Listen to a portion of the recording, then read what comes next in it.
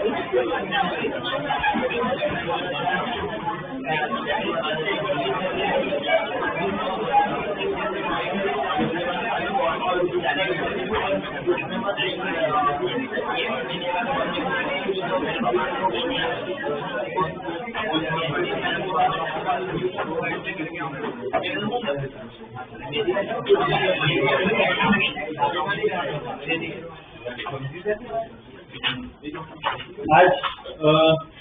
नया chapter start करेंगे। NCERT में नहीं किया है पर हमें कल चैप्टर के लिए ट्रीट करना है।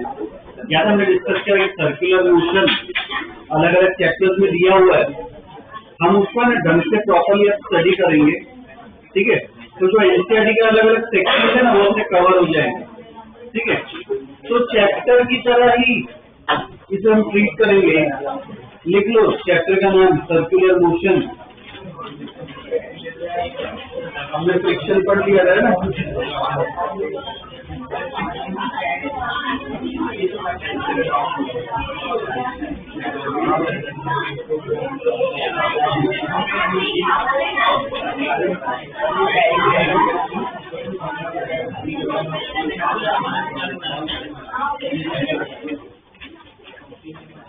लिखो chapter circular motion.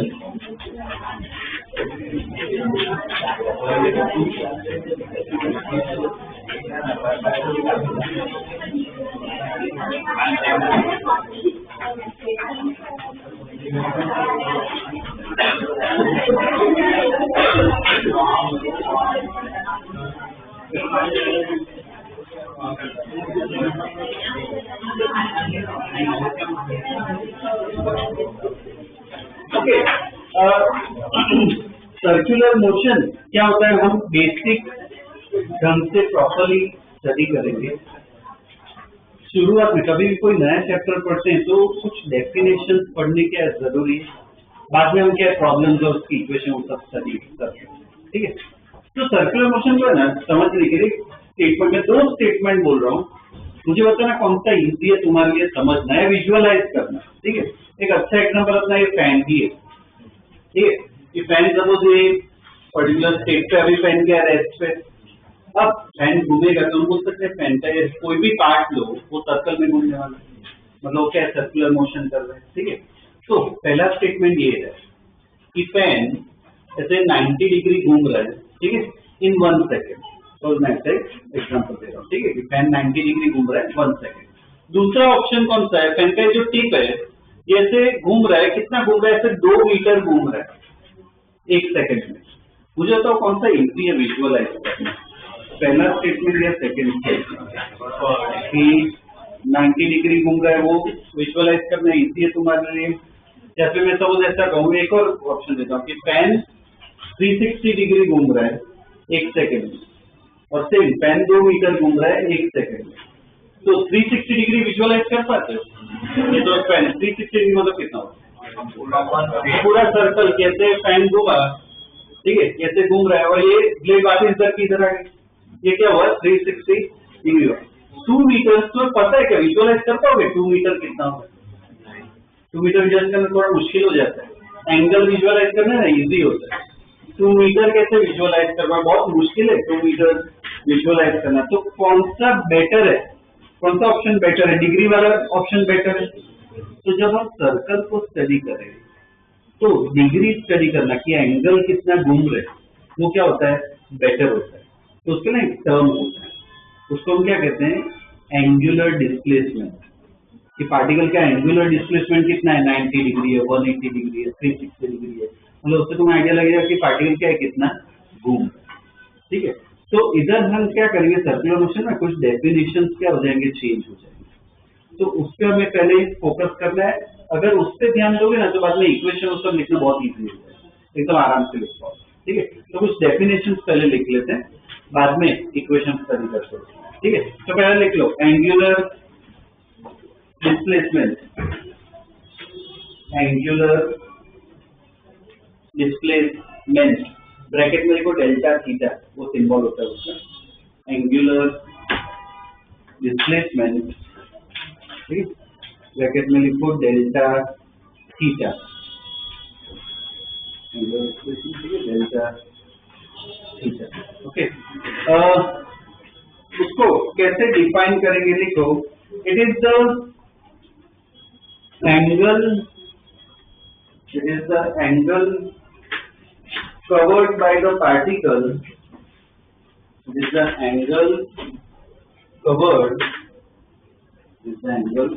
by the particle undergoing circular motion, is the angle covered by the particle undergoing circular motion in a given time interval, in a given time interval. ठीक है, इस time में कितना angle घूम रहा है, इसे क्या कहते हैं, एंगुलर डिस्प्लेसमेंट। ठीक है, ऐसा यूनिट बता सकते हो, डिग्री हो गया क्या। सपोज मैं कहूँ कि पार्टिकल का एंगुलर डिस्प्लेसमेंट है, तो पार्टिकल इधर है शुरुआत, पार्टिकल का एंगुलर डिस्प्लेसमेंट है 180 डिग्री, पार्टिकल ऐसे घूम रहा है, मान लो पार्टिकल का एंगुलर डिस्प्लेसमेंट है 1 डिग्री, मतलब किधर पहुंचा पार्टिकल, शुरुआत में यहाँ पे था, पार्टिकल का एंगुलर डिस्प्लेसमेंट बोला कितना है 180 डिग्री, तो बोलो कहाँ पे पहुंचा, विजुअल कर पाए 180 डिग्री, मतलब क्या यहाँ पे पहुंच गई।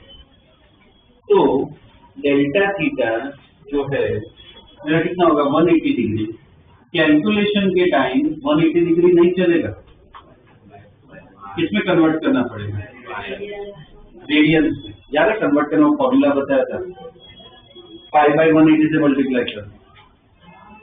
तो ऐसा यूनिट जो क्या होता है, रेडियन होता है, डिग्री नहीं होता, वो ध्यान रखना, लिख लो ऐसा यूनिट क्या होता है, radian.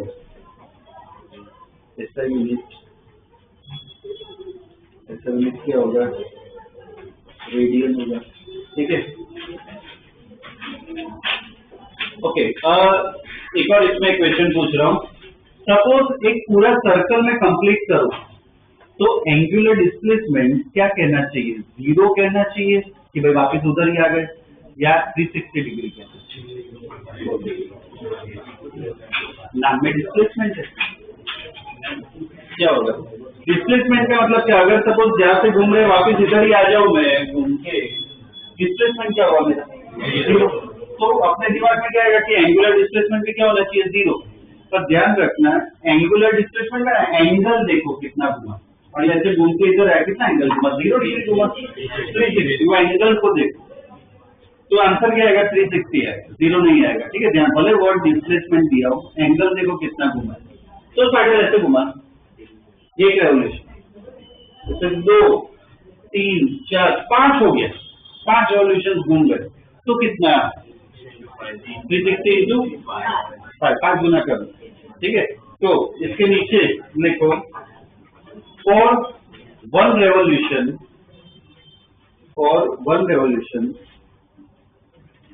delta theta, for one revolution delta theta equal to 360 नहीं लिखेंगे, वो रेडियन में लिखना है, कितना होगा 2 pi, delta theta equal to 2 pi radian, delta theta equal to 2 pi radian.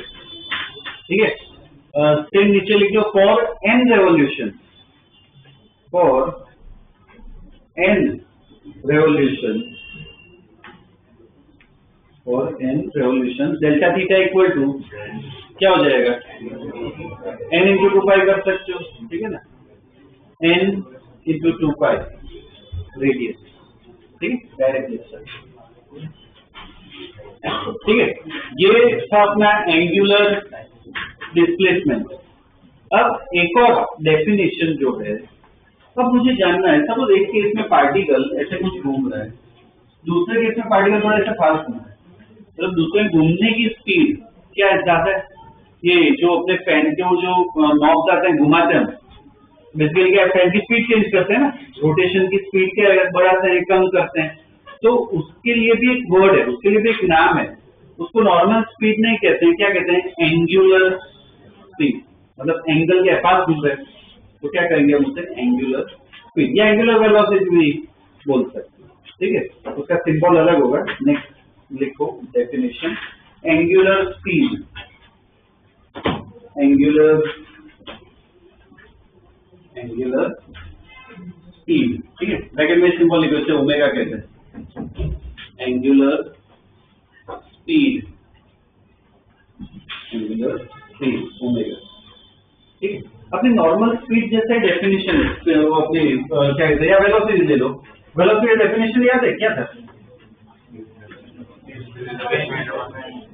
Definition proper statement डालना क्या होगा, इट इज द डिस्प्लेसमेंट पर यूनिट टाइम, ठीक है ना। तो नॉर्मल वेलोसिटी का मतलब क्या होता है, डिस्प्लेसमेंट पर यूनिट टाइम। इधर सिर्फ कन्वर्ट करना है, अपने नॉर्मल केस में वेलोसिटी था, सर्कल के केस में क्या जाएगा, एंगुलर वेलोसिटी। डिस्प्लेसमेंट की जगह यहाँ पे क्या है, एंगुलर डिस्प्लेसमेंट, और टाइम तो क्या रहेगा, सेम ही रहेगा। तो इसका डेफिनेशन क्या होगा, एंगुलर वेलोसिटी का डिस्प्लेसमेंट डेफिनेशन क्या होगा, it is the angular displacement पर यूनिट टाइम। देखो it is the angular displacement, it is the angular displacement per unit time, it is the angular displacement per unit time, ठीक है ना। ये इसका डेफिनेशन हो जाएगा, ओके। अब फॉर्मूला देखो, फॉर्मूला जो है वो क्या होगा, omega equal to delta theta by delta t. अब ये जो फॉर्मूला है वो कौन सा वैल्यू देता है, एवरेज। अगर एक मोमेंट पे चाहिए इंस्टेंटेनियस तो क्या लिखेंगे, इसमें क्या आ जाएगा, D theta by D T, मतलब क्या होगा, डिफरेंशिएशन करना। ये दोनों लिखो, बॉक्स बनाओ।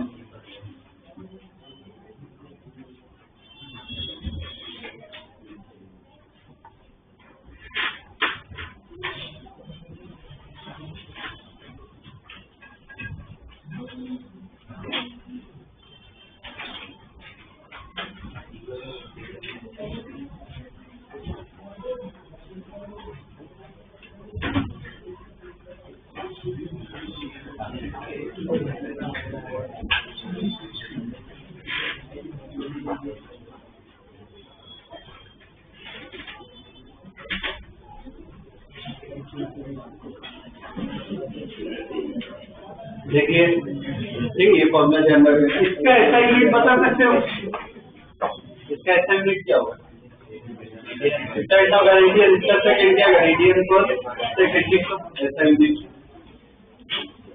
यूनिट क्या होगा, रेडियन पर सेकंड,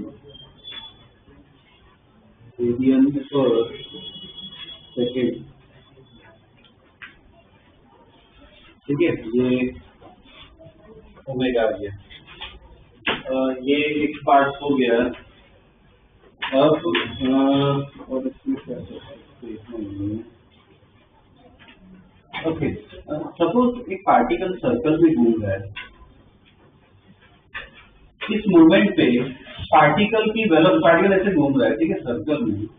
इस पार्टिकुलर मूवमेंट पे इसकी वेलोसिटी मुझे ड्रॉ करनी है, तो कैसे ड्रॉ कर, क्या ड्रॉ कर, क्या बनाते हैं, वर्टिकल टेंजेंट। ये जो टेंजेंट बनाओ तो इस मूवमेंट पे पार्टिकल की वेलोसिटी कैसा होगा, इसका रेडियस होगा सर्कल का।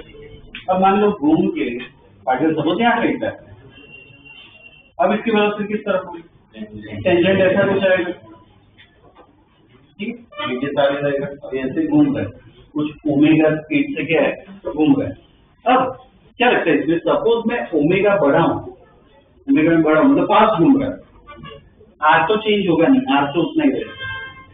बी क्या लगता है, बी चेंज होगा, बढ़ेगा, कम होगा, उतना ही रहेगा, क्या होगा, क्या, और मैं ओमेगा बढ़ा रहा हूँ, बी भी क्या है, बढ़ेगा, उसको फास्ट घूमना है ना, स्पीड भी क्या बढ़ेगी। तो बी और ओमेगा उसका ना एक रिलेशन, वो रिलेशन काम का बहुत ही सिंपल इक्वेशन है, तो उसके ना डिराइवेशन है, वो बता देता हूँ, स्कूल के एग्जाम में काम आ सकता है, ठीक है। लिखो इसके नीचे, relation between linear speed, relation between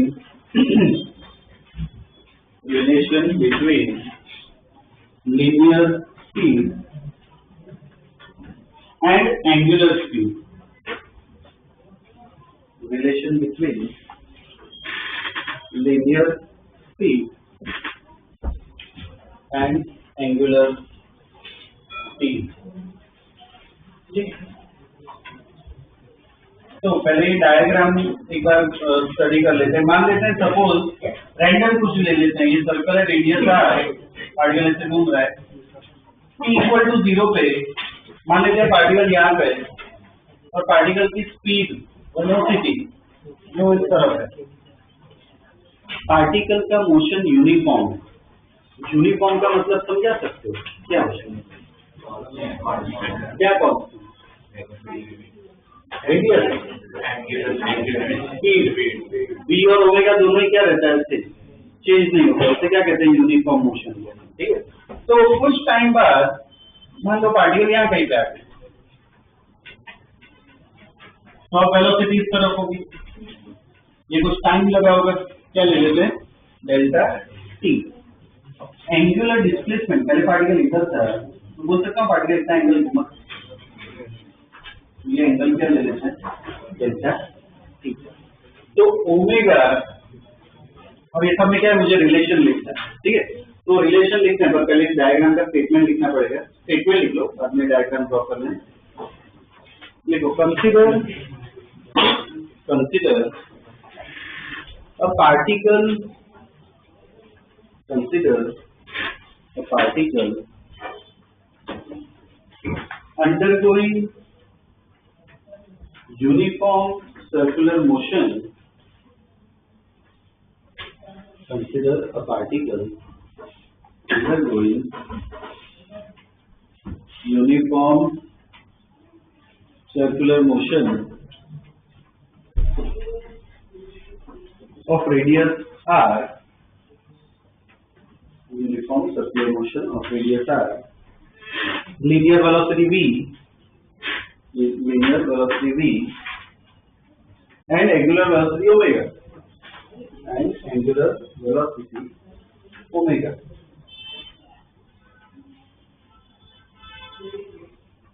ठीक है, प्रॉपर्ली डायग्राम।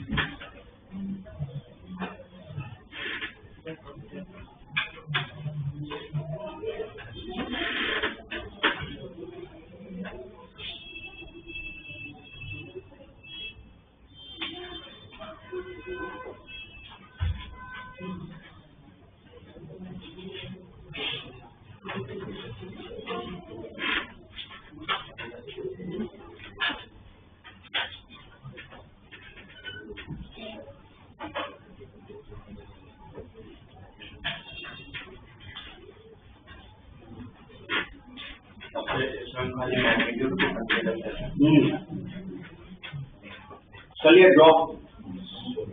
ठीक है, अब हमें सिंपल स्पीड का डेफिनेशन फॉलो करना है कि सेम स्पीड से जा रहा है, तो पार्टिकल यहाँ से यहाँ पे पहुंच रहा है, मतलब पार्टिकल ने इतना डिस्टेंस कवर किया, तो ये एक तरह की क्या हो गई, आर्क हो गया। आर्क का लेंथ निकालना आता है, सपोज एंगल दिया हो, रेडियस दिया हो, तो लेंथ किसके बराबर होता है, रेडियस इंटू एंगल। वो क्या देता है, ये लेंथ दे देता है, तो ये किसका बराबर होगा, आर डेल्टा थीटा। वो क्या होगा, उसका लेंथ होगा, ध्यान रखना अगर ना पता हो। ठीक है, लेंथ निकालना क्या होता है, रेडियस इंटू एंगल, वो हमें लेंथ दे देता है। ठीक है, और तो यहाँ पे उसके बाद लिखो the distance covered by the particle, the distance covered by the particle from t equal to 0 to delta t, the distance covered by the particle from t equal to 0 to delta t is the length of the arc as shown in the figure. Is the length of the arc, is the length of the arc as shown in the figure.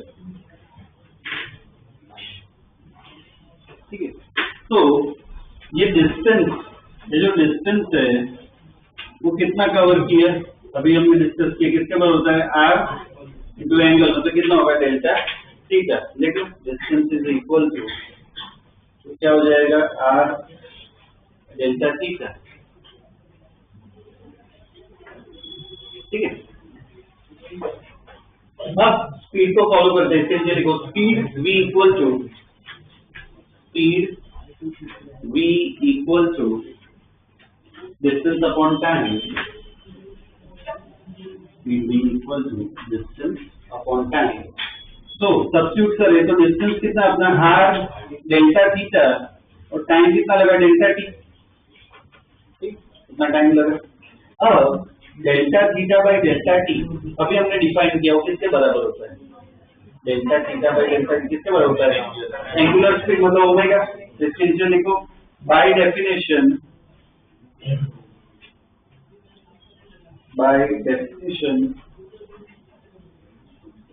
Angular speed omega equal to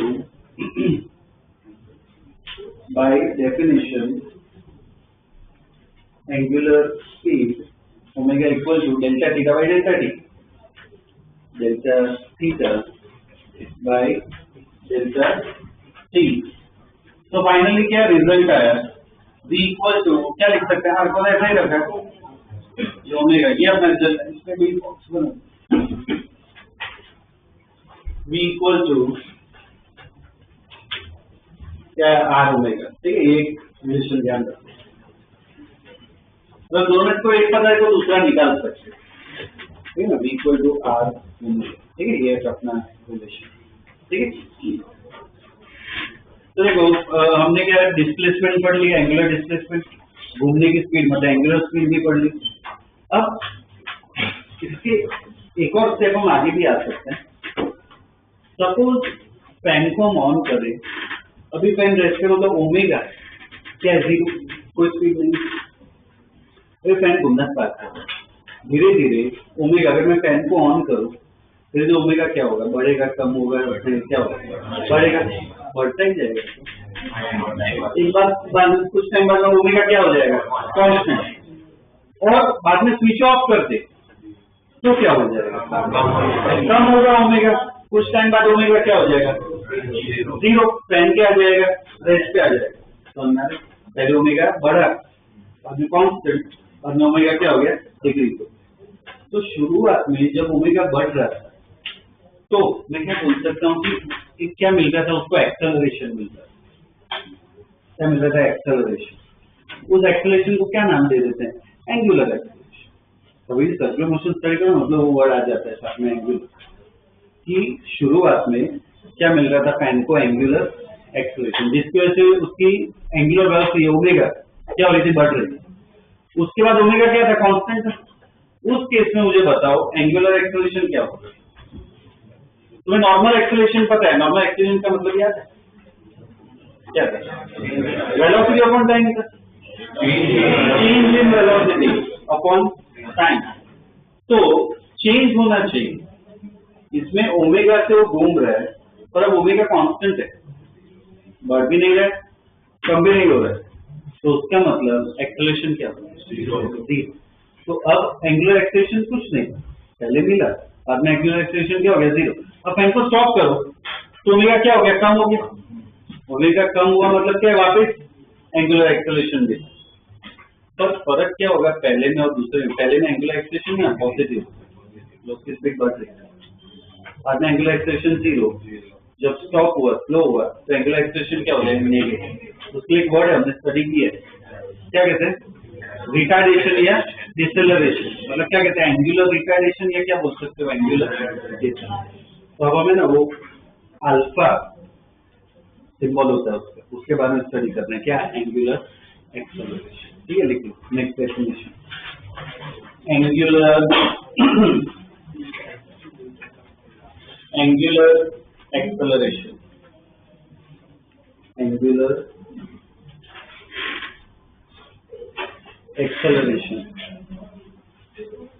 bracket में लिखो alpha angular acceleration, ठीक, bracket में लिखो alpha, ठीक है। Normal acceleration का definition क्या था? Definition change in velocity per unit time. इसका डेफिनेशन क्या हो जाएगा? Change in angular velocity per unit time. लिखो, इट इज द चेंज इन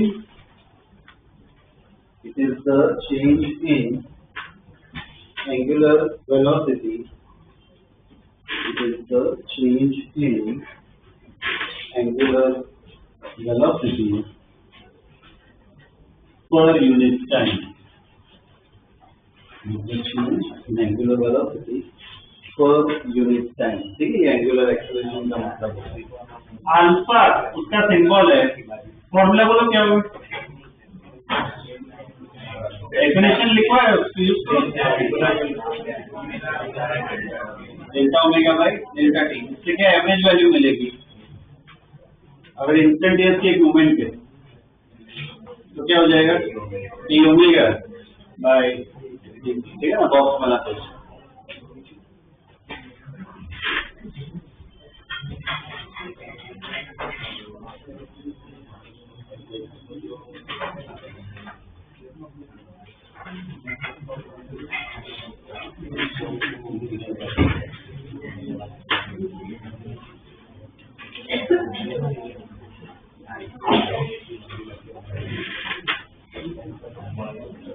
ठीक है, ये अल्फा डेफिनेशन देगा।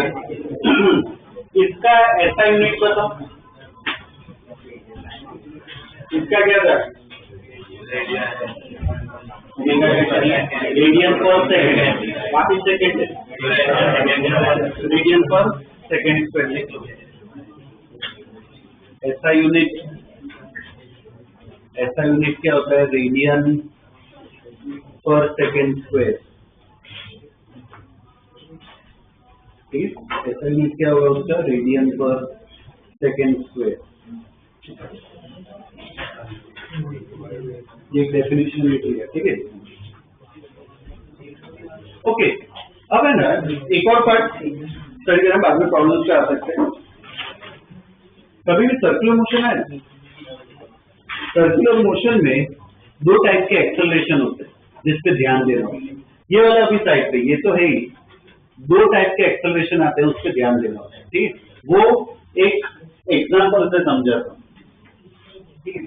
सपोज हम क्या कर रहे हैं कि एक सपोज स्टोन या कोई हैवी ऑब्जेक्ट है, उसको ऐसे रस्सी से बांध के हम घुमा रहे हैं, वर्ल कर, तो सर्कुलर मोशन ही मिलेगा, ठीक है।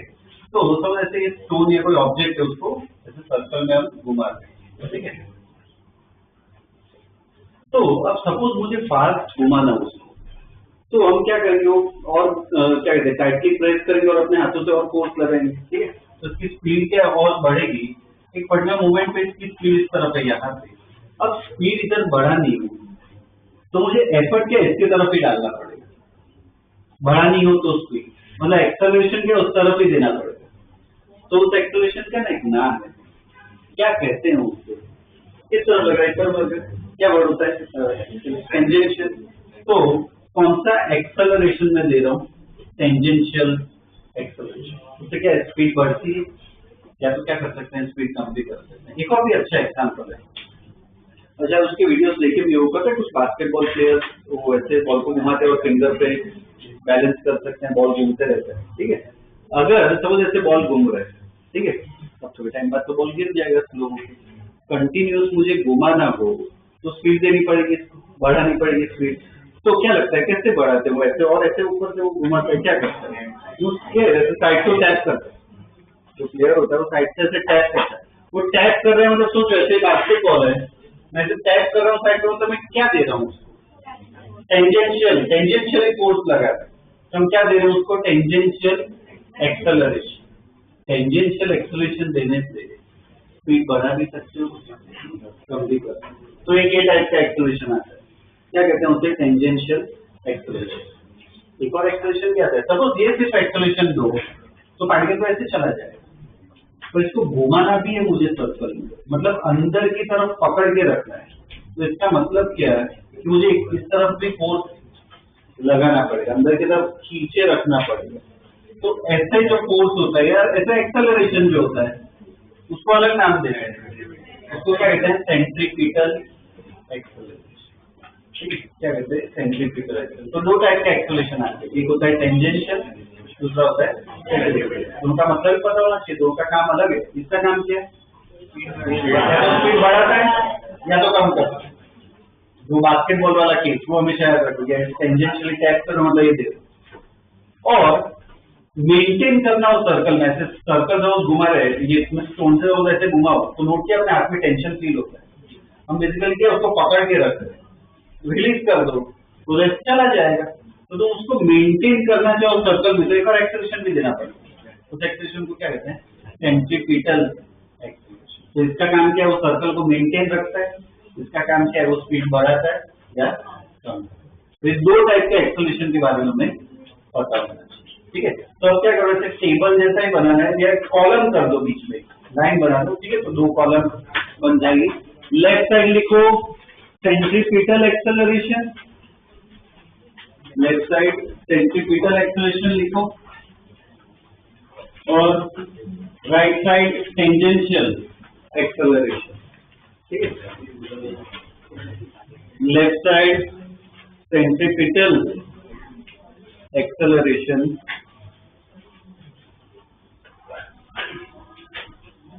लेफ्ट साइड सेंट्रीपिटल एक्सेलरेशन और right side tangential acceleration.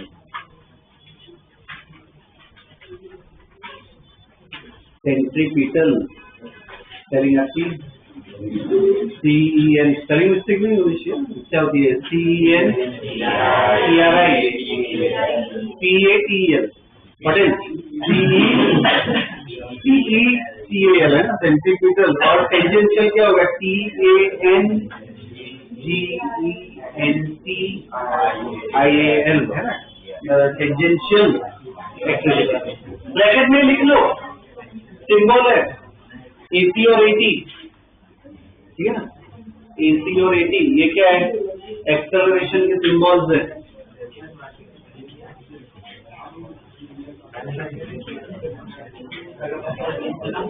Okay, इसमें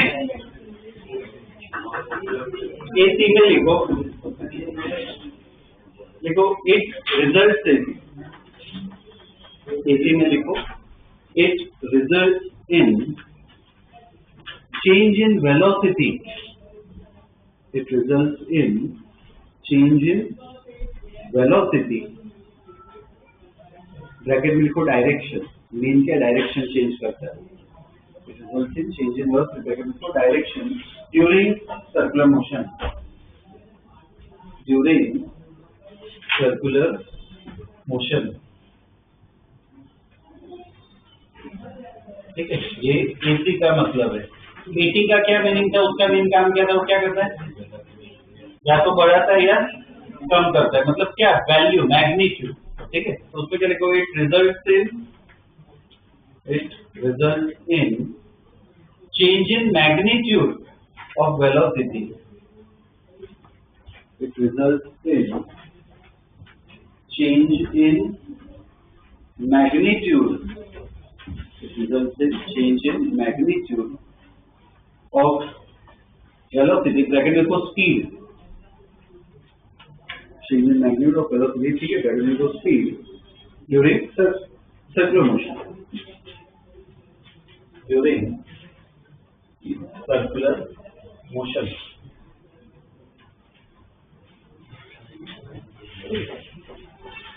अब देखो इसमें डायरेक्शन भी स्टडी करते हैं। टेंजेंशियल एक्सेलरेशन तो सीधी बात है, तो क्या है? टेंजेंशियल ही लगेगा। सेंट्रीपिटल एक्सेलरेशन क्या? ऐसे इस तरफ लग रहा है, अंदर की तरफ। ठीक है, सपोज पार्टिकल यहाँ कहीं पे हो तो इस मोमेंट पे टेंजेंशियल एक्सेलरेशन यहाँ पे लगेगा, सेंट्रीपिटल एक्सेलरेशन ऐसे लगेगा अंदर की तरफ। तो AC के लिए देखो कुछ नोट कर पा रहे हो किस तरफ लग रहा है AC?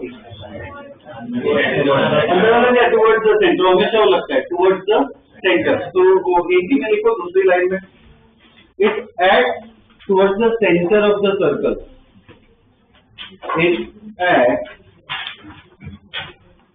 it acts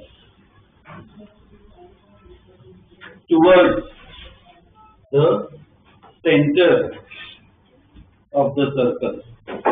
It acts towards the center of the circle. ठीक है ना, वो AC उस तरफ लगता है। और ये AC वो लिख लिया डायरेक्शन, ठीक है। AC में तो क्या लिखोगे? It acts tangentially to the circle. It acts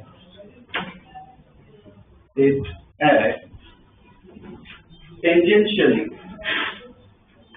to the circle. It acts tangentially to the circle. ठीक है ना, tangentially. ओके, और दोनों के ना फॉर्मूला है, वो फॉर्मूला पता होने चाहिए। ठीक है, तो अभी है ना मैं फॉर्मूला लिखवा रहा हूँ, और देखो ये है ना मैं बहुत स्ट्रांगली सजेस्ट कर रहा हूँ तुम्हारे पर्सनल फायदे के लिए। जो भी स्कूल में जाते हो ना, पूछ लो इसका डिराइवेशन आएगा कि नहीं। अगर आएगा तो मैं अलग से करवा दूंगा, बाकी बहुत हाई चांस है कि इसका डेफिनेशन नहीं पूछते। मेन क्या है उसमें, एक्चुअली क्या है, मैथमेटिक्स थोड़ा ज्यादा लगाना पड़ता है, और वो अभी हमने इतना पढ़ा नहीं और इतना अभी सीखा नहीं है, तो उसे अप्लाई कर पाए। कंसेप्ट हमने सीख लिए, क्या लगता है कैसे लगता है, तो अपना काम मेन क्या है, कंसर्न वो है। ठीक है, अगर किसी को डिराइवेशन आ रहा हो इससे बेटर पूछ लो, अगर आ रहा हो तो मैं बता दूँ। ठीक है, बाकी कुछ करने की जरूरत नहीं, it is a waste of time, आधा एक घंटा अपना पूरा निकल जाएगा। ठीक है ना, तो अभी मैं फॉर्मूला बता देता हूँ, उसको स्टडी कर लेते हैं। ठीक है, AC का फॉर्मूला क्या होता है, V²/R। ठीक है, इसका डिराइवेशन अभी नहीं बता रहा हूँ, इसका यूज बता रहा हूँ। AC equal to V²/R। अभी हमने एक रिलेशन देखा, V की जगह क्या लिख सकता हूँ मैं, अभी तो देखा इससे पहले R ओमेगा, उसको यहाँ सब्स्टिट्यूट करो तो एक और फॉर्मूला आएगा, ये लिख सकते हैं। ठीक है, ये दोनों पे बॉक्स बना दो, इसका फॉर्मूला आ गया AC का। V²/R भी लिख सकते हो, ओमेगा²R भी लिख सकते हो। ठीक है, प्रॉब्लम पे डिपेंड करेगा क्या दिया होगा, दोनों पे बॉक्स बना दो।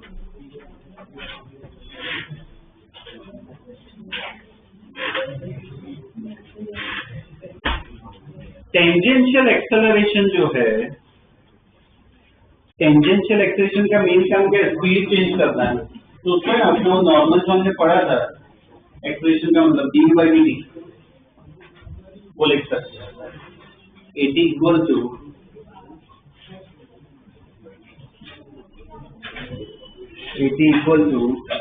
क्या होगा, dv/dt। ठीक है, इस पे बॉक्स बना दो, नॉर्मल v का डिफरेंशिएशन करोगे तो क्या मिलेगा, AT मिल जाएगा। ठीक है, इसका भी दूसरा फॉर्मूला आता है, वो बता देता हूँ। तो AT इक्वल टू, देखो v की जगह क्या ओमेगा लिख सकते हैं। अब एक पर्टिकुलर प्रॉब्लम है, R तो चेंज होगा नहीं, R कांस्टेंट है, तो R बाहर आ जाएगा। dω/dt को क्या लिख सकते हैं, वो भी देखा हमने, dω/dt angular acceleration alpha. AT का दूसरा फॉर्मूला क्या होता है, R अल्फा। ठीक है, तो इसके भी दो फॉर्मूला हैं। ठीक है, क्या होगा, AT equal to R alpha. ठीक है, तो ये सब के क्या मीनिंग, इक्वेशन को सब पता होने चाहिए। ठीक है, प्रॉब्लम से सब में काम आएगा।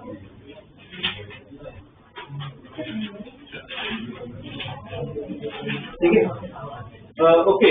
अब देखो एक छोटा सा पार्ट बता देता हूँ, और प्रॉब्लम्स करते हैं। ये वाला डायग्राम देखो, पार्टिकल जब इधर था, AC इस तरफ है, AC इस तरफ है, दो एक्सेलरेशन है पार्टिकल। तो नेट एक्सेलरेशन मैं ऐड कर दूं क्या, बोलो, मैं ऐड कर दूं net acceleration.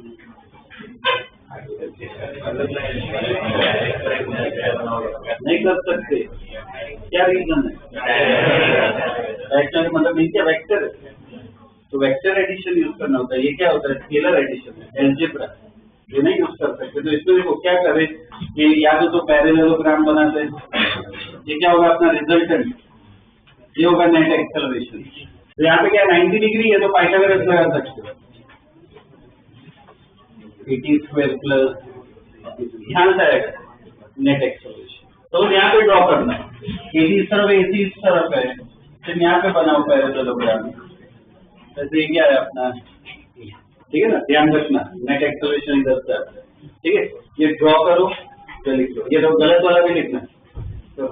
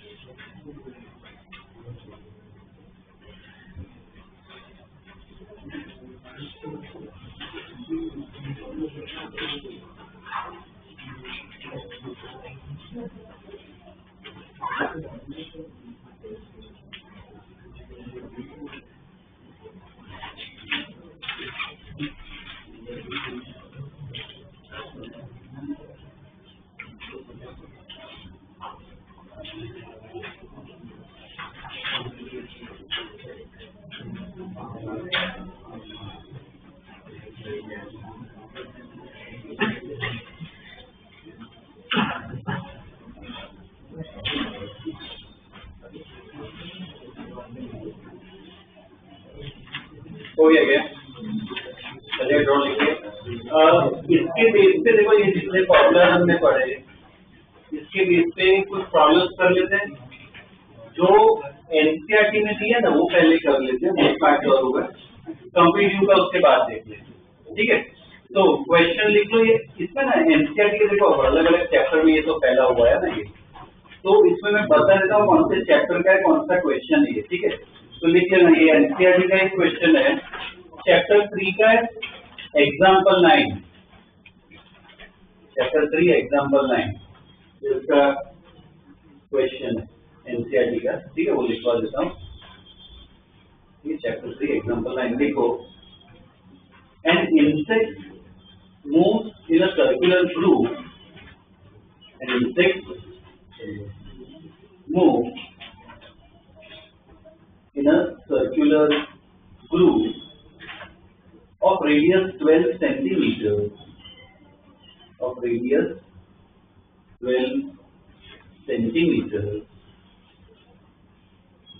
and complete 7 revolutions, and complete 7 revolutions in 100 seconds, and complete 7 revolutions in 100 seconds, ठीक है, फुल स्टॉप। दो पार्ट है इसमें, पहले पार्ट में लिखो find angular speed and linear speed, find angular speed and linear speed, find angular speed and linear speed, ठीक है। पहले पार्ट में। दूसरा पार्ट में लिखो, is the acceleration vector constant, is the acceleration vector constant, question mark, is the acceleration vector constant, question mark, continue में लिखो। What is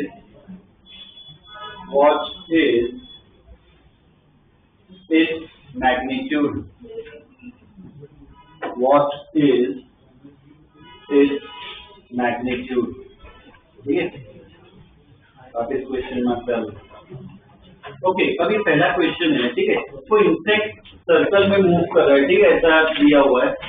अब इसमें डेटा एनसीईआरटी का है तो सेम प्रॉपरली डेटा स्टेटमेंट वो सब ऐड करने ही है, पहला साथ में करते हैं, दूसरी ये फॉर्मूला बेस्ड भी एकदम सिंपल इक्वेशन है, तो पहला बस लिखने का तरीका इसमें सिखा रहा हूँ, बाकी क्वेश्चन अपने आप ट्राई करना है। पहले वो सेम गिवन डेटा क्या क्या लिखो,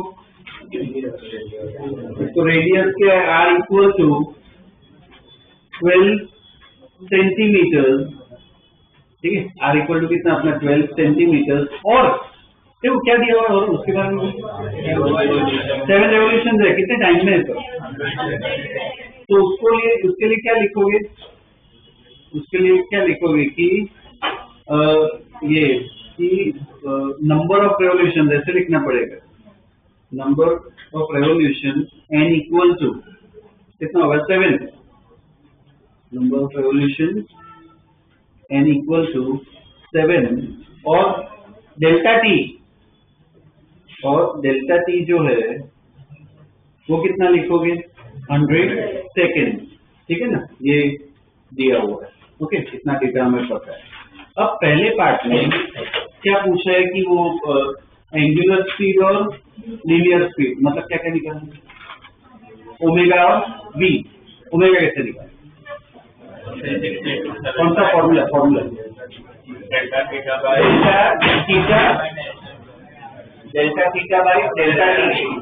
डेल्टा टी चलो पता है 100 सेकेंड, डेल्टा थीटा कैसे निकालना,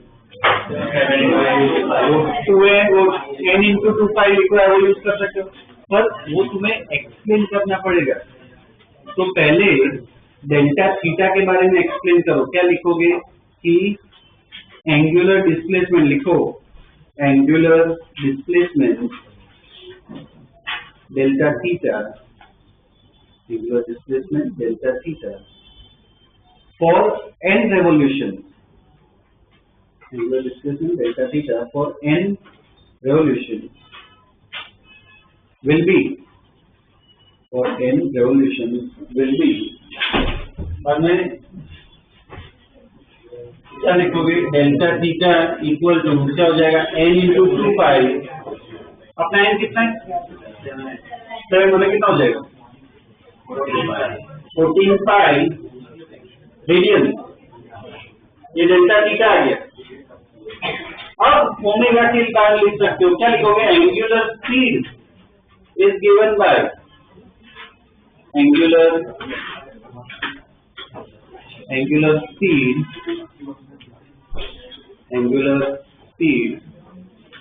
इज गिवन बाय, और मैं फॉर्मूला लिखो, ओमेगा इक्वल टू क्या होगा delta theta by delta t, omega equal to delta theta by delta t, delta theta पता है, डेल्टा टी पता है, कर लो सब्स्टिट्यूट, ले आओ फाइनल आंसर, पाई को इधर सब्स्टिट्यूट करना पड़ेगा 3.14, ठीक है, देखो आंसर, देखो क्या है,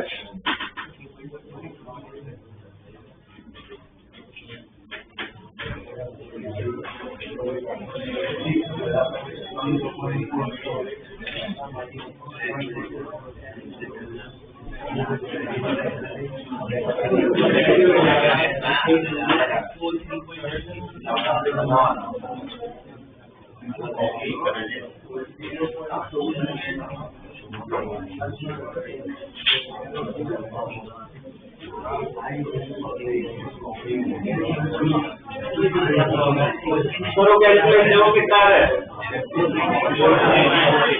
कितना 4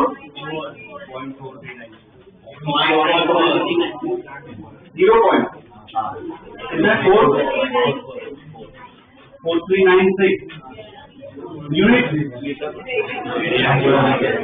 ओमेगा ना क्या आएगा, ओमेगा है तो रेडियन पर सेकेंड, ये अपना ओमेगा है, ठीक है।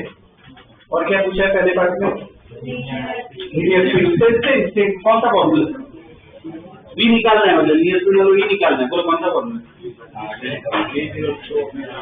वी इक्वल टू ओमेगा, वो यूज करोगे ना, देख लो लीनियर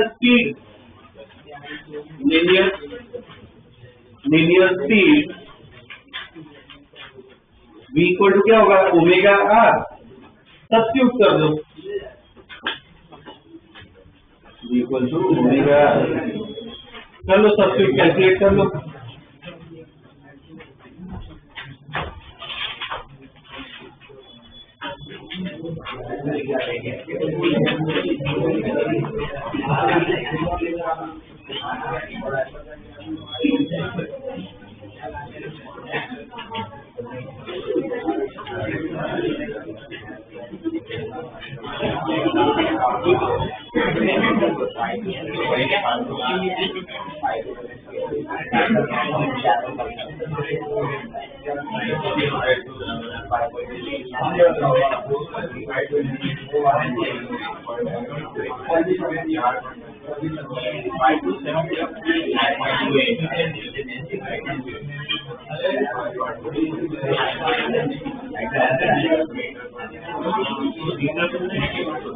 कैलकुलेटर है डायरेक्ट आंसर क्या v equal to r omega, दो वैल्यूज पता है। कर लो सब्स्टिट्यूट कितना है 5.275 यूनिट बोलो, ओमेगा ये डाला, आर कितना 12 डाला, तो क्या है यूनिट रेडियन आर कितना 12 सेंटीमीटर, तो फिर यूनिट उस हिसाब से लिखना सेंटीमीटर पर सेकेंड। ठीक है, ये वी होगा। ठीक है, यूनिट ढंग से लिखो, सेंटीमीटर में लिखो चलेगा, पर लिखना पड़ेगा कि सेंटी कौन सा यूनिट है, सेंटीमीटर पर सेकेंड। ठीक है, ये पहला पार्ट रखना होगा। दूसरे पार्ट में देखो क्या पूछा है, एक्सेलरेशन वेक्टर कांस्टेंट है या नहीं।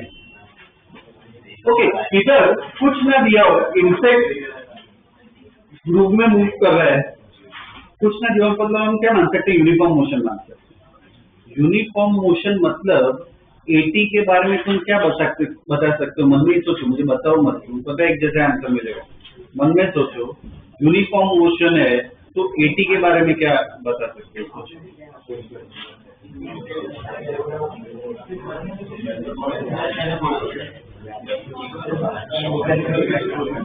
यूनिफॉर्म मोशन मतलब क्या कांस्टेंट होता है, यूनिफॉर्म मोशन मतलब क्या, वेलोसिटी स्पीड। अब v बोलो या ओमेगा बोलो एक ही चीज है, तो दो डायरेक्टली रिलेटेड है। वो क्या होता है, कांस्टेंट। अगर वो कांस्टेंट है तो मैंने एटी के बारे में पूछा, अब एटी का मीनिंग मैंने लिखवा है, उससे कनेक्ट करने की ट्राई करो। एटी का काम क्या है, वो क्या करता है, स्पीड बढ़ाता है या कम करता है, हम ऐसा कुछ कर रहे हैं क्या, तो एटी क्या है, ठीक है, कुछ नहीं। दूसरा भी तरीका है सोचने का, एटी का मैंने फॉर्मूला भी लिखवा है, एटी क्या था, डीवी बाई डी। अब v क्या कांस्टेंट है, कभी कोई चीज कांस्टेंट हो, डीवी बाई डी मतलब क्या, उसका डिफरेंशिएशन, और कोई चीज कांस्टेंट हो उसका डिफरेंशिएशन क्या है। तो एटी क्या है, इधर जीरो है, टेंजेंशियल एक्सेलरेशन नहीं है, मतलब एक ही एक्सेलरेशन कौन सा, एसी सेंट्रीपिटल। तो सेंट्रीपिटल एक्सेलरेशन देखिए, उसकी डायरेक्शन क्या होती है, टुवर्ड्स द सेंटर। तो एसी, चलो पार्टिकल जब इधर था, एसी यहाँ पे, पार्टिकल जब यहाँ पे, एसी इधर है, तो क्वेश्चन में क्या पूछा है, डायरेक्शन के बारे में पूछा है। तो डायरेक्शन कांस्टेंट है या चेंज हो गई, बोलो। स्टेटमेंट देखे तो क्या है, सेंटर की तरफ ही लग रहा है, पर डायग्राम में देखो सेंटर की तरफ नो डाउट लग रहा है, सेंटर की तरफ ही लगेगा हमेशा, पर जब पार्टिकल इधर है तो एरो वेक्टर को देखो, ये वेक्टर इस तरफ, जब पार्टिकल यहाँ पे पहुंच रहा है वेक्टर इधर आ जाए, नीचे आ जाए, तो पार्टिकल यहाँ पे था वेक्टर ऐसा आ जाएगा, वो वेक्टर तो बदल रहा है ना, मतलब एक्सेलरेशन का जो वेक्टर है वो क्या है, कांस्टेंट नहीं, क्यों, उसकी डायरेक्शन क्या होगी, ठीक है। तो स्टेटमेंट लिखना पड़ेगा, एक्सप्लेन करना पड़ेगा ना, ऐसे दूसरे पार्ट में लिखो, the centripetal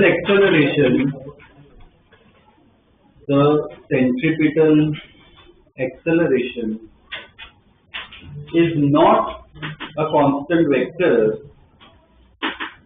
The centripetal acceleration is not a constant vector because its direction is changing, because its direction is changing. ठीक है। मैग्नीट्यूड के बारे में क्या बोल सकते हो? फॉर्मूला एसी का भी फॉर्मूला लिखो है, क्या लिखो है? स्क्वायर बाय आर, वो बताओ कांस्टेंट है चेंज हो रहा है? बी कांस्टेंट है चेंज हो रहा है, बी की वैल्यू कांस्टेंट है, आर की वैल्यू भी कांस्टेंट है। मैग्नीट्यूड क्या है? कांस्टेंट है, पर डायरेक्शन क्या होती है? तो मैग्नीट्यूड के बारे में लिखो, magnitude of acceleration is constant, magnitude of acceleration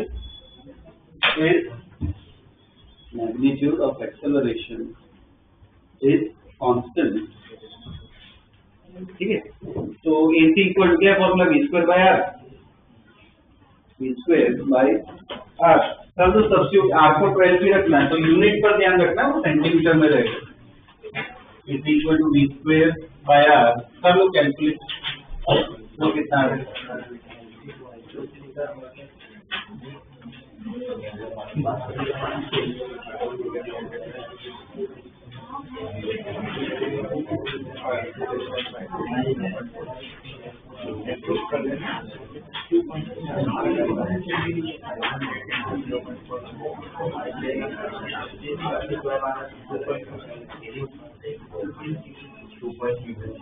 कितना है? देख लो आंसर, जिनका वो कैलकुलेटर नहीं है डायरेक्ट आंसर लेंगे। 2.32 यूनिट बोलो,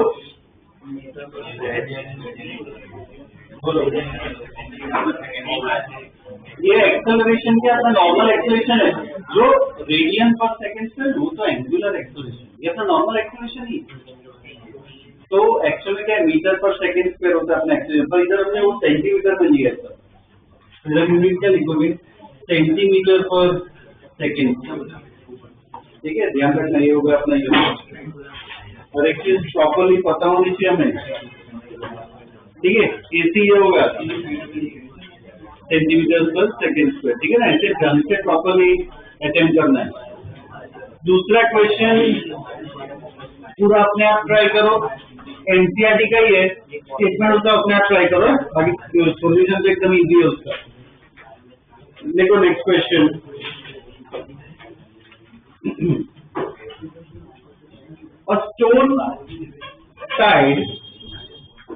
a stone tied to a string 80 centimeters long, a stone tied to a string 80 centimeters long is whirled, WHIRLED,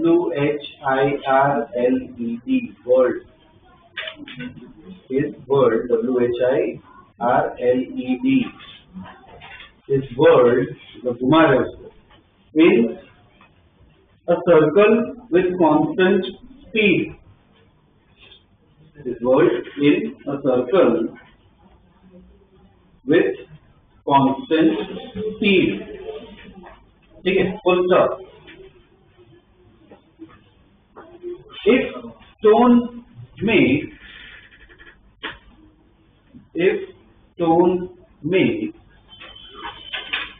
14 revolutions, stone makes 14 revolutions in 25 seconds, then find magnitude and direction of acceleration. And find magnitude and direction of acceleration. अभी question है, same circle का एक question है ना, stone से tie कर रहे हैं। अच्छा ये भी लिख लेना, वो चैप्टर 3 एक्सरसाइज 14 जो उसका क्वेश्चन है, चैप्टर 3 एक्सरसाइज 14, ठीक है। ये ट्राई करो अपने आप, सेम डेटा लिखो, स्टेटमेंट वो सब लिखो, करो कैलकुलेट करो, अपने आप ट्राई करो ये।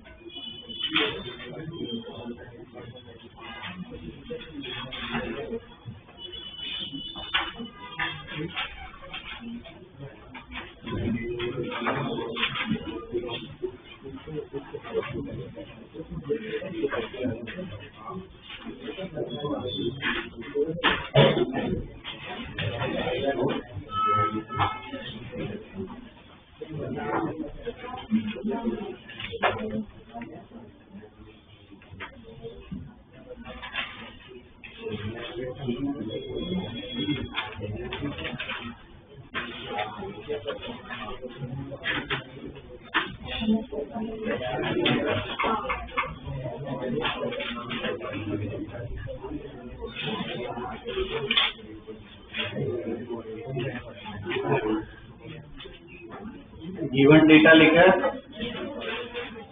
गिवन डेटा में क्या क्या आएगा? एक तो वो जो लेंथ है वो क्या हो जाएगा? रेडियस। तो रेडियस एक लिख लिया r इक्वल टू 80 सेंटीमीटर। इसको ऐसा ही भी करो 0.8 मीटर। ठीक है।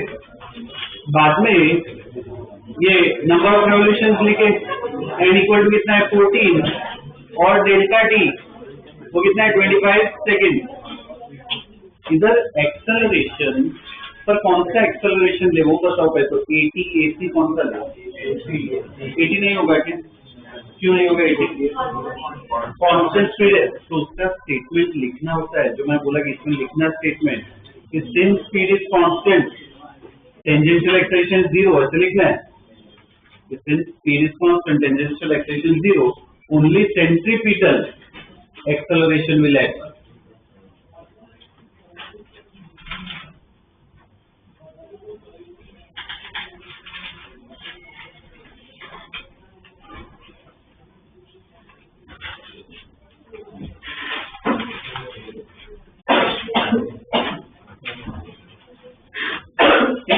तो AC निकालना है।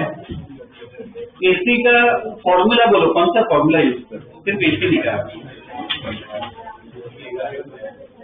Omega square r, sorry omega square r. चलो आज तो पता है, ओमेगा कैसे निकालना? Delta theta by delta t. इसका मतलब पहले डेल्टा थीटा निकालना पड़ेगा। तो लिखना एंगुलर डिस्प्लेसमेंट डेल्टा थीटा कितना होगा? Delta theta 14 into 2/3 28 pi radian और उसको यहाँ पे डालो तो ओमेगा कितना हो जाएगा? 28 पाई अपॉन 25 और वो पाई को सब्स्टिट्यूट करना पड़ेगा 3.14 कितना है? बोलो कितना है? 3.52। यूनिट क्या लिखेंगे? रेडियन पर सेकेंड। ये क्या आएगा? ओमेगा। और ओमेगा को यहाँ पे सब्स्टिट्यूट करो मेन इक्वेशन में। तो AC इक्वल टू 3.52 का स्क्वायर इंटू R कितना है? 0.8। फिर से AC आ जाएगा, निकालो AC।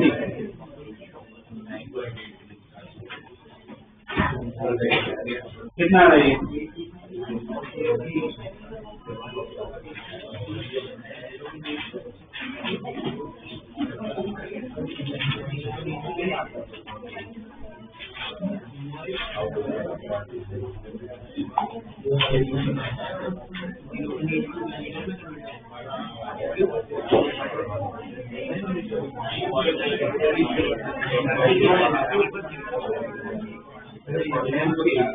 कितना आ रहा है? 9.91। यूनिट क्या रहेगा इसका? मीटर पर सेकेंड स्क्वायर, नॉर्मल यूनिट रहेगा इसका मीटर पर सेकेंड स्क्वायर। ठीक है, ये AC होगा अपना। ओके, डायरेक्ट, ये तो मैक्सिमम निकला। डायरेक्शन में पूछा है, क्या लिखोगे? Direction will be towards the centre of the circle. सिर्फ सेंटर मत लिखना है, towards the centre of circle. ठीक है, टुवर्ड्स द सेंटर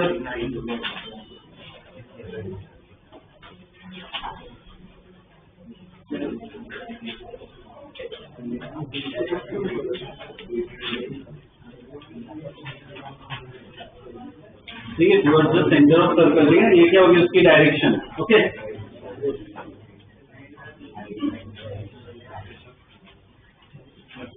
एक और इसका प्रॉब्लम दिया हुआ है, तो चैप्टर 3 में सर्कुलर के सारे प्रॉब्लम्स आ जाएंगे। तो एक और प्रॉब्लम इसका कर लो। ये भी चैप्टर 3 का ही है, एक्सरसाइज 15 ठीक है, chapter 3 exercise 15।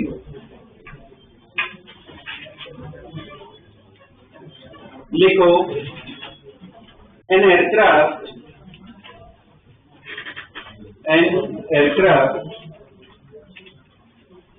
executes horizontal loop. An aircraft executes horizontal loop of radius 1 kilometer. Horizontal loop of radius 1 kilometer with steady speed. Horizontal loop of radius 1 kilometer with steady speed of 900 kilometers per hour. Steady speed of 900 kilometers per hour. ठीक है, full stop. Compare its centripetal acceleration. Compare its centripetal acceleration with acceleration due to gravity. Compare its centripetal acceleration with acceleration due to gravity. ठीक है, कभी भी compare वाला word है ना, ये दो चीज को कंपेयर करो। कंपेयर करना मतलब बेसिकली ना रेशियो निकालना, डिवाइड करना है। मतलब क्या निकालोगे? AC/G। G की वैल्यू कौन सी लोगे? 10 लोगे या 9.8 लोगे? जब ऐसे कंपेयर करना हो तो क्या 9.8 लेनी चाहिए।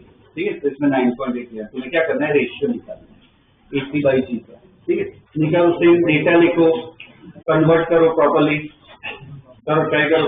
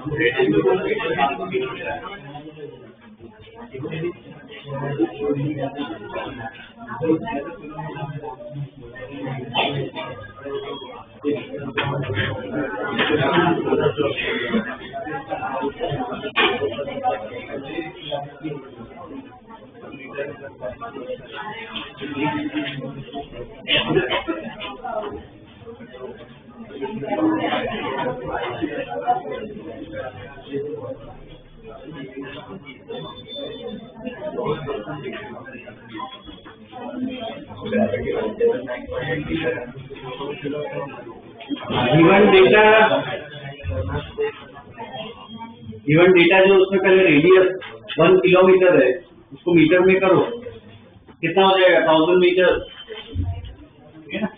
रेडियस अपना 1 किलोमीटर है तो क्या हो जाएगा 1000 मीटर। और क्या दी हुई स्पीड दी हुई है कितनी 900 किलोमीटर पर आवर, मीटर पर सेकंड आता है कन्वर्ट करना 5/18 उसको कन्वर्ट करो कितना हो जाएगा 250 मीटर पर सेकेंड। अब AC निकालो, बाद में कंपेयर करना AC/G।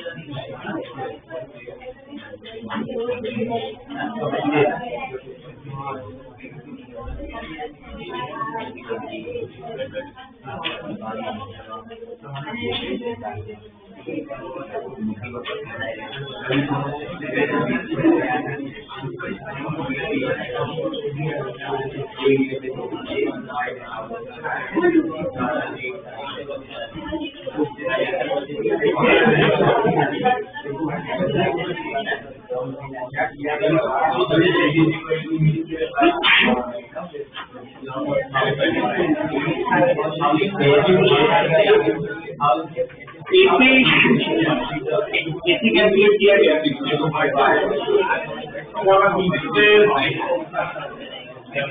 आवाज नहीं, AC के क्यों वैल्यूज पता है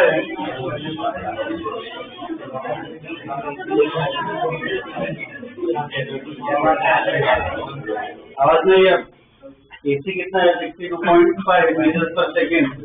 अब कंपेयर करना है, मतलब क्या हमें रेशियो निकालना है AC/G का, तो 62.5 अपॉन क्या लेना है 9.8 कितना रही 6.378 ये क्या रेशियो है। पर इसके बाद है ना स्टेटमेंट लिखना है कि centripetal acceleration is 6.378 times larger than acceleration due to gravity. ठीक है, तो इसका स्टेटमेंट ऐड करना है लास्ट में।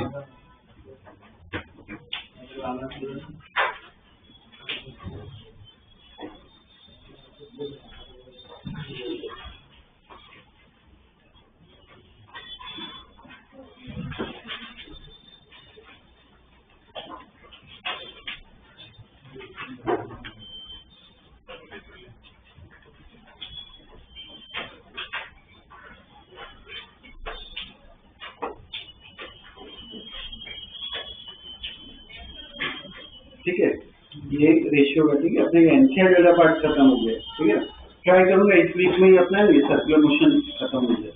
ठीक है, ठीक है। और ये फ्रिक्शन के प्रॉब्लम वो तो वो स्टार्ट कर दो मॉड्यूल में से कर सकते हो, कर पाओगे प्रॉब्लम। ओके